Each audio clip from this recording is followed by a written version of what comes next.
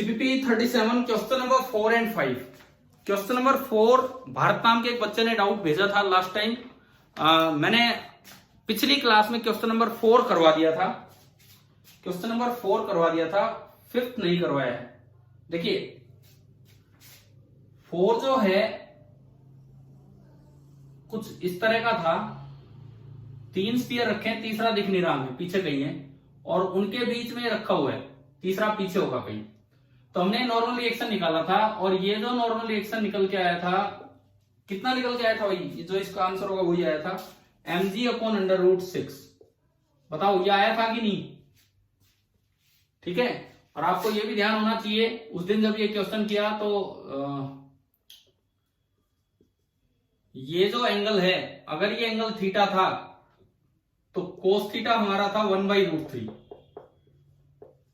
क्या इतना समझ में आ गया था क्या उस दिन, या अटेंड ही नहीं किया वो सवाल? बोलो यार, जवाब दो।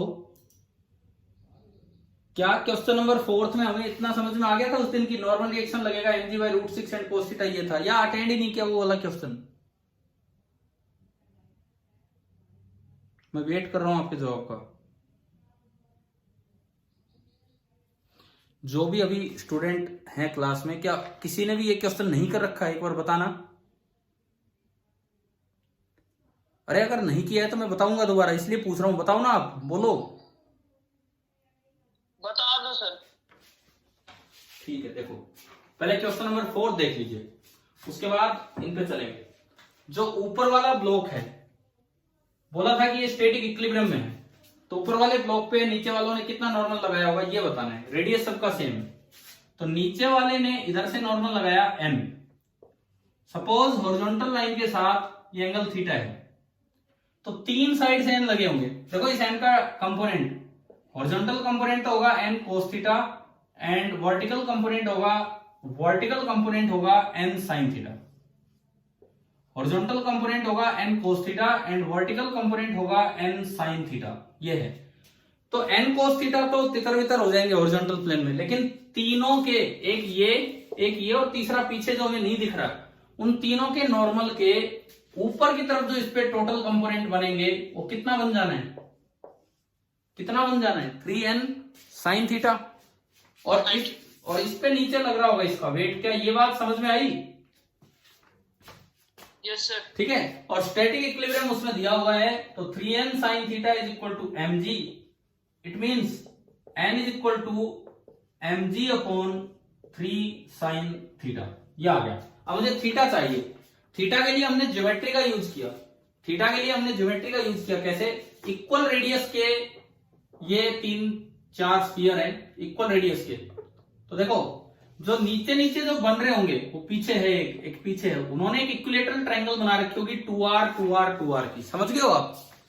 जो हॉरिजॉन्टल प्लेन में तीनों के सेंटर जो होंगे वो हॉरिजॉन्टल प्लेन में होंगे, नीचे वाले तीनों के, और उन्होंने एक इक्विलेटरल ट्रायंगल बना रखी होगी जिसकी टोटल लेंथ होगी 2r एंड 2r।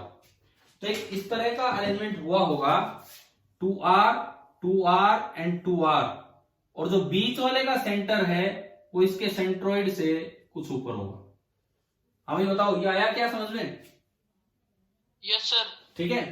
अब देखो ये लेंथ भी 2r, ये लेंथ भी 2r, ये सारी 2r, तो ये तो एक इक्विलेटरल ट्रायंगल बन गई।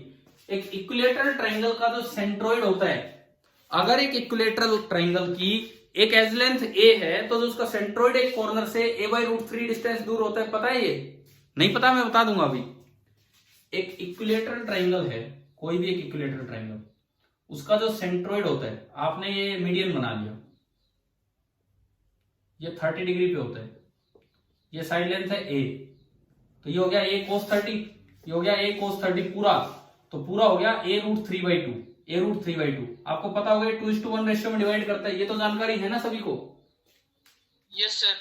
पूरी लेंथ है a√3/2, a√3/2 को आपको 2:3 में डिवाइड करना है, तो 3 हिस्से करके भाई ये जितना भी है इसके 3 हिस्से करके और 2 पार्ट दे दो, तो ये वो लंबाई आ गई कि कॉर्नर से सेंट्रोइड की दूरी। आया क्या समझ में कैसे किया है?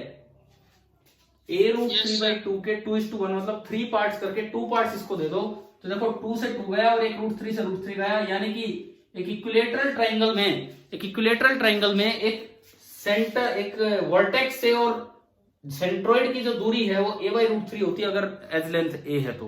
क्लियर हुआ? ठीक है, तो इसकी एज लेंथ 2r है, तो ये लेंथ कितनी होगी, ये 2r बाई रूट 3 एजी अगर हम वहां से देखें तो कितना आया, 2r बाई अंडर रूट 3।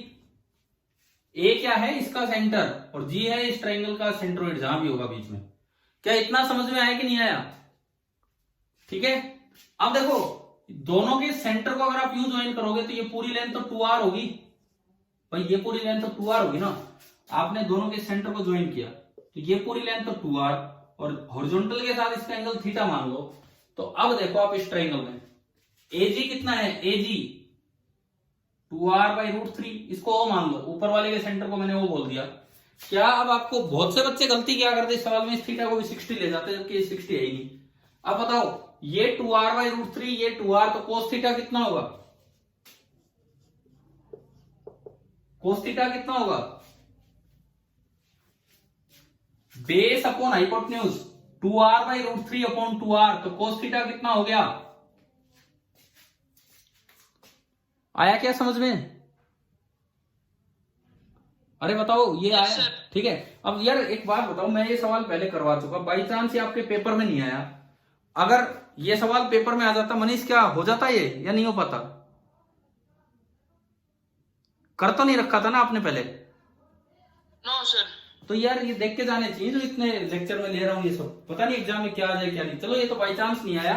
अब सुनो, अब इधर सुनो, तो अब cos थीटा 1 बाई रूट 3, तो साइन थीटा कितना होगा, साइन थीटा होता है under root of 1 minus cos square theta, sine theta होता है under root of 1 minus cos square 1/3। Sir, root 2/3. हाँ, तो ये साइन थीटा आ गया अंडर रूट 2/3। चलो जी उसमें ले चलो, यहां पे n नॉर्मल रिएक्शन बराबर mg अपॉन 3 अंडर रूट 2 और अंडर रूट 3, रूट 3 ऊपर गए, रूट 3 से रूट 3 कटा, तो ये नॉर्मल रिएक्शन कितना आया बताएं, mg बाई अंडर रूट 6। क्या यहां तक ये इतना पार्ट समझ में आ गया आप सभी को? Yes, ठीक sir. है, ये उस दिन भी करवाया था, लेकिन उस दिन भी शायद मैंने सवाल बोला हो जो आज लिख के दिया है। आपने 3 स्फीयर नीचे रख रखे थे, एक स्फीयर, 2 स्फीयर, तीसरा स्फीयर, और चौथा उसके ऊपर इक्विलिब्रियम में है। वो तो हो सकता है इक्विलिब्रियम में, वो तो हो सकता है क्योंकि नॉर्मल रिएक्शन उनके वेट को बैलेंस कर देंगे, लेकिन नीचे वाले 3 नहीं हो सकते इक्विलिब्रियम में। कारण ये कि कोई फ्रिक्शन है नहीं इस क्वेश्चन में। तो अगर इसने ऊपर वाले पे n लगाया तो बदले में ऊपर वाले ने भी तो नीचे वाले पे n लगाया होगा कि नहीं बताओ? उसके 2 कंपोनेंट होंगे, एक नीचे और एक इधर, समझ गए हो क्या? Yes, sir. क्लियर है ना? इसके भी तो 2 कंपोनेंट होंगे, एक इधर होगा एक इधर होगा। अब सुनो, इस लाइन ने हॉरिजॉन्टल के साथ, हॉरिजॉन्टल प्लेन के साथ एंगल थीटा बोला था हमने, जो ये लाइन थी उसका थीटा, तो अगर ये थीटा है तो ये भी थीटा होगा, तो n का कंपोनेंट इधर क्या हुआ, n cos थीटा, और इधर क्या हुआ, n sin theta. n sin theta तो नहीं चला पाएगा क्योंकि नीचे तो ग्राउंड है, जितना n sin थीटा बढ़ाओगे उतना ही नॉर्मल ग्राउंड का बढ़ जाएगा, छोड़ो उसको तो। लेकिन n cos थीटा को तो कोई रोकने वाला ही नहीं है। तो इनको रोकने के लिए मैंने उस दिन भी एक सवाल दिया था, लेकिन बच्चे ही नहीं थे क्लास में या उन्होंने ध्यान नहीं दिया होगा। हमने क्या किया, इसको तीनों तरफ से एक बेल्ट बांध दी, तीनों तरफ से इसके एक बेल्ट लगा दी। आया क्या समझ में क्या किया है? देखो क्वेश्चन में पढ़ो आप क्या दिया गया है। Yes, sir. ये कहता है the 3 spheres they are tied around with a belt, उनको एक बेल्ट से बांध दिया। A fourth identical sphere is placed on the top of them in the void formed by the 3 sphere, और तीनों को, नीचे वालों को 3 को बेल्ट से बांधने के बाद चौथा उसके ऊपर रखा उसके खाली जगह में। What would be the tension in the belt if the 3 spheres on the ground touch each other? तीनों स्फीयर ग्राउंड पे एक दूसरे को टच कर रहे हैं, तो आपको ये बताना है कि बेल्ट में कितनी टेंशन है। लेकिन एक बहुत काम की चीज ये दी है, but do not press each other. Ground पे जो 3 स्फीयर रखे हैं वो टच तो कर रहे हैं एक दूसरे को, लेकिन वो प्रेस नहीं कर रहे, मतलब कॉन्टेक्ट है लेकिन कंप्रेशन नहीं है। तो बताओ नीचे वाले स्फीयर एक दूसरे पे नॉर्मल रिएक्शन लगा रहे हैं कि नहीं लगा रहे हैं? जो हॉरिजॉन्टल लेवल पे जो 3 स्फीयर रखे थे एक दूसरे को टच तो कर रहे हैं लेकिन प्रेस नहीं कर रहे हैं, क्वेश्चन में दिया गया है। तो आप बताओ क्या वो कॉन्टेक्ट है, कंप्रेशन नहीं हुआ। तो क्या नीचे वाले दोनों एक दूसरे पे नॉर्मल रिएक्शन लगा रहे हैं कि नहीं लगा रहे हैं? नहीं लग रहा सर। पक्का ना, ध्यान है ना ये बात। तो जहां कॉन्टेक्ट हो लेकिन कंप्रेशन ना हो वहां नॉर्मल रिएक्शन नहीं होता है। इसका मतलब ये हुआ। अब आप देखो सवाल नंबर 5, ये भी एक अच्छा सवाल है, देखिए इधर।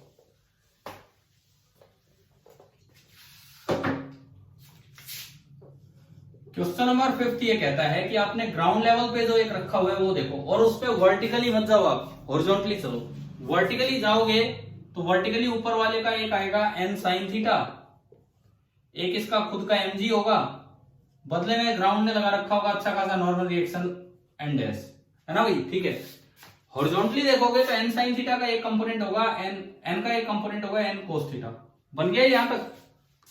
अगर कुछ और नहीं होता तो ये चल पड़ता, लेकिन अब इसके नीचे वाले तीनों को एक बेल्ट से बांधा गया है। अगर एक बेल्ट से बांधा गया है तो बेल्ट ने एक इक्विलेटरल ट्रायंगल बना रखी होगी, यानी कि वो बेल्ट का एक हिस्सा इसके उधर गया और एक हिस्सा इसके इधर आ गया। ये बेल्ट बनी, समझ में आया कैसे? ये बेल्ट हॉरिजॉन्टल। Yes sir. तो अगर इस बेल्ट में टेंशन टी है तो वहां भी टेंशन टी होगी, और दोनों टी और टी के बीच का एंगल तो 60 डिग्री है, क्योंकि नीचे तो एक इक्विलेटरल ट्रायंगल बन रही है। Equilateral triangle. ठीक है। तो इस n cos थीटा को बैलेंस करना होगा इन टी के रिजल्टेंट को। टी और टी का रिजल्टेंट होगा 2 into F into cos of half angle. आया क्या समझ? इनका रिजल्टेंट आ गया 2 into T into cos of half angle, उसका काम है n cos थीटा को बैलेंस करना। तो आपने इक्वेशन बनाई n cos theta is equal to 2 into T into cos of half angle √3/2। 2 से 2 गया तो t √3। अच्छा, अब n और cos थीटा अभी हम निकाले बैठे थे, ये देखो ये रहा। उस दिन जो सवाल दिया था उसको आगे बढ़ाया था, बट बच्चों ने ध्यान नहीं दिया कि क्या करवाया है क्या नहीं। तो आपने इसको आगे बढ़ाया, t बराबर आया t n cos theta upon √3। ये t आया n cos theta upon √3। t बराबर n कितना? mg upon √6। cos थीटा कितना? 1 अपॉन √3, और एक है ऊपर √3। mg अपॉन √6, और ये क्या हुआ? इसमें आंसर तो मैंने कुछ छोड़ दिया है। कुछ देखो एक बार √3 मल्टीप्लाई होकर 3 बनेगा। अच्छा, वो √3 ऊपर नहीं है, ये √3 ऊपर नहीं है, ये कहां है? डिनोमिनेटर में आएगा सर। डिनोमिनेटर में। तो ये 3 हो गया, तो वही इसका आंसर दिया है mg अपॉन 3 √6। आप बताएं क्या यहां तक समझ में आ गया कि नहीं? आ गया सर। देखो ये असाइनमेंट इतने अच्छे सवालों के साथ चल रहे हैं। आप, मैं बताता हूं कि किसी बड़े से बड़े लेवल पे जाके तैयारी कर लो, न्यूटन्स लॉ पे यही चीजें होती हैं। क्योंकि आज एक लिया ABC, उसने आपको ये सिखा दिया बिल्कुल बेसिक से बेसिक कंस्ट्रेंट कैसे लगाना है, A+B को सिस्टम आना चाहिए, A+B+C को सिस्टम आना चाहिए, सोल्व कैसे करना है, डायरेक्शन सिखाई। फिर मैंने आपको उनपे और भी सवाल दिए कि भाई अगर यूं ना आके यूं आ जाए, 2-3 सवाल दिए। दूसरा आपका ये हो गया, उस दिन वाला सवाल भी बहुत अच्छा था। फिर मैंने कहा था कि बेल्ट से बांध दो तो क्या होगा, तो वो आपने किया नहीं ट्राई, क्योंकि वो ही नहीं कर रखा था। लेकिन क्या आप दोनों क्लियर हो गए? दोनों बातें ठीक है? Yes sir. यहाँ पे एक अच्छी बात क्या है, बच्चे कई बार यहाँ कंफ्यूज हो जाते, बोलते ये कॉन्टेक्ट है, ये भी तो फोर्स लगाएगा। तो उससे बचने के लिए क्वेश्चन में दिया गया है कि अगर कॉन्टेक्ट है लेकिन प्रेस नहीं कर रहे हो, कंप्रेशन ना हो, तो क्या वो फोर्स लगा पाएंगे एक दूसरे पे? नॉर्मल कॉन्टेक्ट फोर्स नहीं लगेगा। ठीक है, चलिए ये हो गए 4th एंड 5th। अब मैं आता हूं आखिरी जो कंप्रीहेंशन है उस पे बेस्ड, और क्यों दिया वो सवाल उस पे भी आता हूं। एक बार अभी बताएंगे कितने बच्चे हैं क्लास में? 3 सर। मेरे को हटा के यस सर। कौन कौन है नाम बताना। सर विवेक, खुशी, मनीष। विवेक, खुशी एंड मनीष। खुशी आप कब जुड़े हो?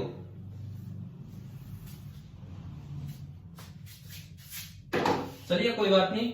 अभी देखो कंप्रीहेंशन मैंने क्यों दिया, ये क्यों दिया यहां, आपका पेपर में जो सवाल आया, ठीक है भाई मनीष बाद में वो चेंज दोबारा कर दिया। हमने आपको उस दिन इतना सिखाया कि एक रस्सी पे फोर्स, सॉरी ब्लॉक पे फोर्स इधर लगाया, कितनी टेंशन होगी, कितना फ्रिक्शन होगा। देखो मैथमेटिक्स तो कहता है कि ऐसे इक्वेशन बन जाएगी कि भाई T+F चाहिए 8 न्यूटन। अब बोले यूं तो हम डिसाइड नहीं कर पा रहे, तो मैथमेटिक्स नहीं बताता। मैथमेटिक्स तो कहता है कि एक इक्वेशन से 2 वेरिएबल सोल्व नहीं होते, लेकिन फिजिक्स कहती है जब तक है फ्रिक्शन वो किसी और को नहीं आने देगा। पढ़ा था ये हमने।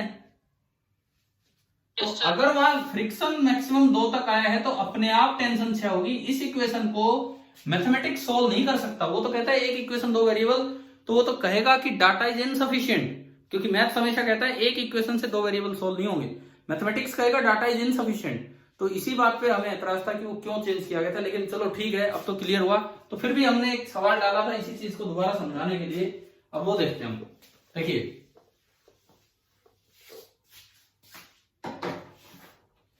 इसमें बोला गया 2 blocks A and B of mass m and 2m are placed on a fixed triangular wedge। ये एक फिक्स्ड ट्रायंगुलर वेज है। मैं कंप्रीहेंशन वाला क्वेश्चन आपका लेके चल रहा हूं, जिसमें क्वेश्चन नंबर 6 to 9 है। ये एक फिक्स्ड ट्रायंगुलर वेज है। यहां एक मास है m,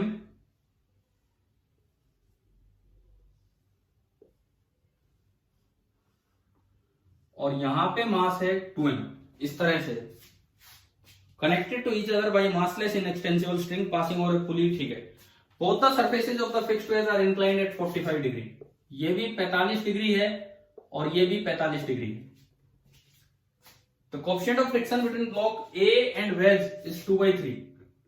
यहां पे म्यू है 2/3 एंड यहां पे म्यू है 1/3। एक जगह म्यू है 2/3 और एक जगह म्यू है 1/3।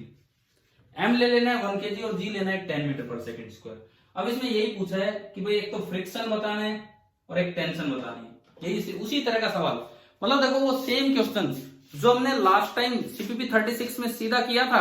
आखिरी सवाल सीधा करवाया था मैंने बिना वैल्यूज m1 m2 f और इस तरह से, है ना। वो सेम क्वेश्चन यहां दे दिया लेकिन इंक्लाइंड प्लेन पे बना के दे दिया। उसी तरह से हमें सोचना होगा। सबसे पहली बात, इस पे फोर्सेस देखो तो इस पे 2mg नीचे, m तो 1 है तो 2g नीचे, g 10 लेना है तो 20 नीचे।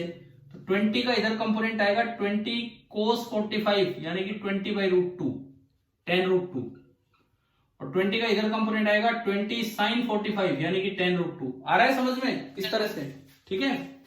यहां पे जो mg है वो 10 ही होगा, m1 और g 10। तो 10 का इधर कंपोनेंट 10 sin 45 10/√2 यानी कि 5√2, 5/2। और यहाँ cos 45 वो भी हो जाएगा 5√2। मैं न्यूटन नहीं लिख रहा हूं। क्या इतनी बातें आई समझ में, ये वाले वैल्यूज, ठीक है। Yes sir. यहां एक नॉर्मल रिएक्शन लगा N1 और यहां एक नॉर्मल रिएक्शन लगा N2। वो इधर तो चल ही नहीं सकते ना, ये इधर चल सकता। तो N1 की वैल्यू तो होगी 5√2 न्यूटन और N2 की वैल्यू होगी 10√2 न्यूटन। तो पहला काम हमने हमेशा सीखा है, पहला काम होता है लिमिटिंग फ्रिक्शन और काइनेटिक की वैल्यू निकाल लो। पर यहाँ एक ही म्यू है तो वही लिमिटिंग वही काइनेटिक। चलो जी यहां बताओ F लिमिटिंग सेकेंड कॉन्टेक्ट पे कितना बनेगा, म्यू इंटू एन। म्यू है 1/3 और n है 10√2, तो 10√2/3। यहां देखो यहां जो F लिमिटिंग बनेगा म्यू इंटू एन, म्यू 2/3 और n है 5√2, तो ये भी कितना आ गया 10√2/3। तो आप एक बार आखिरी सवाल देखिए, 9वां सवाल, मैक्सिमम फ्रिक्शन। क्या क्या क्या सर वॉइस ब्रेक हो रही है। वॉइस ब्रेक हो रही है अब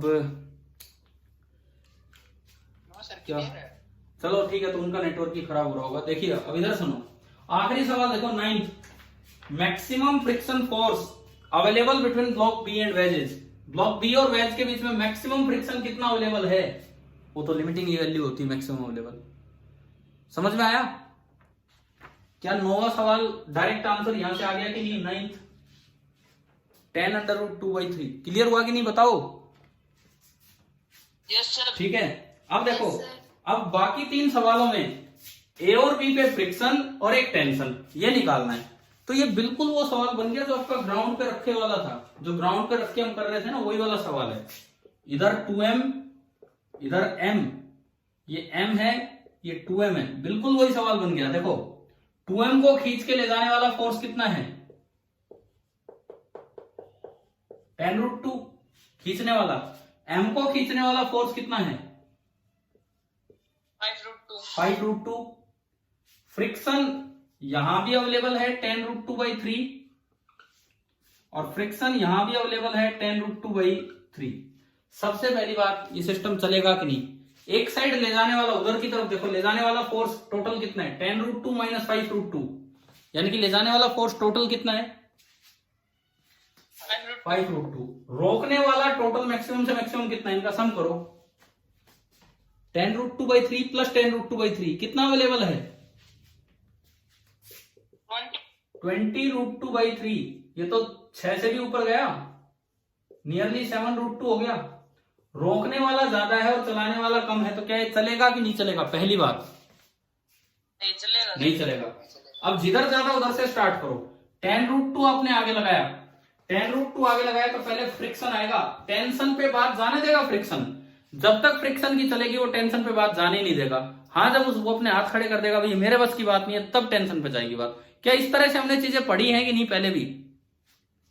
ठीक है, तो बताओ 10√2 इधर, तो पहले तो लगा दो मैक्सिमम फ्रिक्शन। कितना है जी मैक्सिमम फ्रिक्शन? ये बैठा 10√2/3। तो केवल 1/3 ये फ्रिक्शन, तो इसके तो बस की बात ही नहीं है। तो बचा हुआ काम किसको करना पड़ेगा? चल तो रहा नहीं है सिस्टम। टेंशन। हाँ, केवल फोर्स बैलेंस कर दें क्योंकि चल नहीं रहा, वो पहले चेक किया हमने, चल नहीं रहा। तो आपने देखा कि इस वक्त जो टेंशन है कितनी आई भाई? 1/3 तो ये कट गया, तो 2/3 बच गया। Third 2/3 of 10√2। क्या टेंशन आ गई आपके पास? 20√2/3। ये आपका सवाल नंबर 8। क्वेश्चन नंबर 8 हो गया ये, क्वेश्चन नंबर 8। ये था क्वेश्चन नंबर 9। क्वेश्चन नंबर 8 यही है, 20√2/3। बताओ आया कि नहीं आया समझ में?